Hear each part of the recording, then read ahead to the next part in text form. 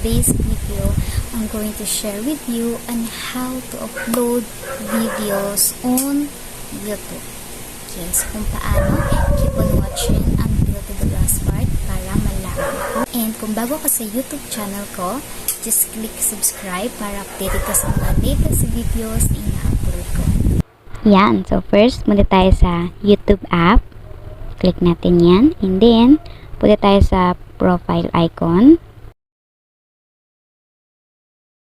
Then, pidutin lang natin yung your channel. Then, kapag nandito na tayo, yan, click natin tong may plus sign. Click natin. Yan, tapos merong create a short, upload a video, go live. Siyempre, sa upload video tayo. Then, yan, mag-a-appear na yan. Only this time or while using this app, pwede naman po. Yan, click lang natin kung ano i-upload natin na video. Yan, pwede mo yan i-scan para makita mong sure ka doon sa i-upload mo. Then yan, merong create a title, may add description. Yan, sa create a title, yan, lagyan mo na natin ng title. So, it's up to you kung anong nilalaman ng iyong content, no? Kung paano mo yun gagawa ng title. Then, after nan,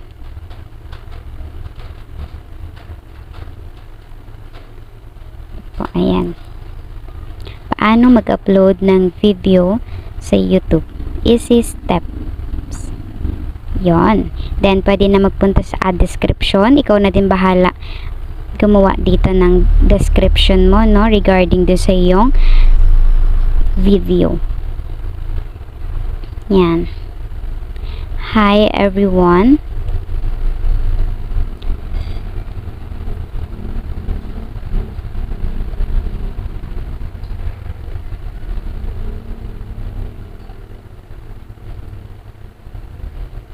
Yan, di pa makapag-decide, no?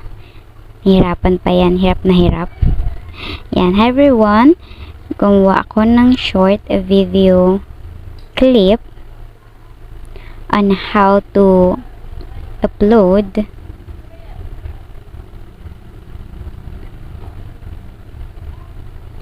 videos or video on YouTube or sa YouTube. Yan. And then, pwede ka pang mag-add dyan ng iba pang gustong sabihin para lang to encourage your viewers to watch your video.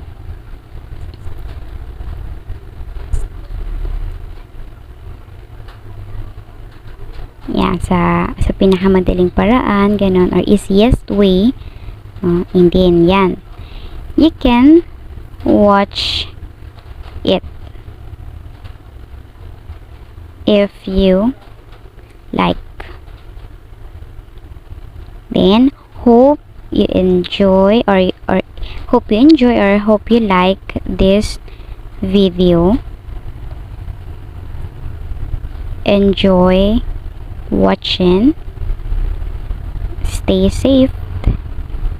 Ayan, so maganda talaga na naglalagay tayo ng ganito or ng description para sa ating content, para at least you are communicating, no, with your viewers in terms of your description. Okay,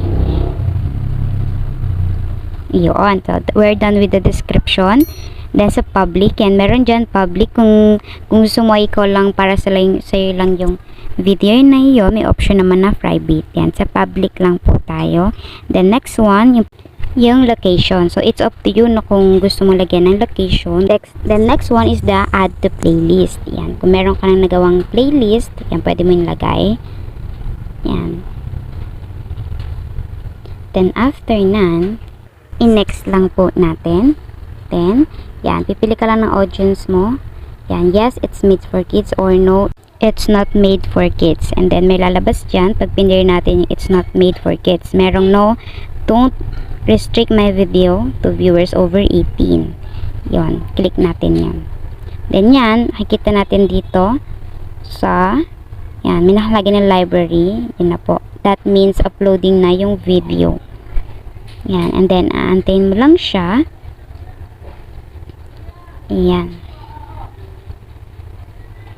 Yan. Nakadepende ito no, kung gaano katagal. Syempre, it will take time, no? Kapag gamit lang natin is data lang. Ayan. So, to check na kung gusto natin i-check yung library, pwede nating i-click yan. Then, ayan yung mag-a-appear. Yan yung your videos uploading yan. Yon. Ayan po siya. Okay. Yan. Nandiyan siya sa library. And, after nan, ayan, mag-a-appear na siya sa yung YouTube channel or sa home. Diyan na natin makikita yung upload nating video. Yan, diyan na siya sa videos. Sa playlist, wala pa. Then, may channels yan, and then about, kung kailan ka nag-start. Yan, so lahat ng upload natin na uploaded videos, diyan lang natin makikita sa videos or home. Pwede rin sa playlist, basta meron tayong nagawa na playlist. Ayan, we can watch na no kung ano yung video na ginawa natin.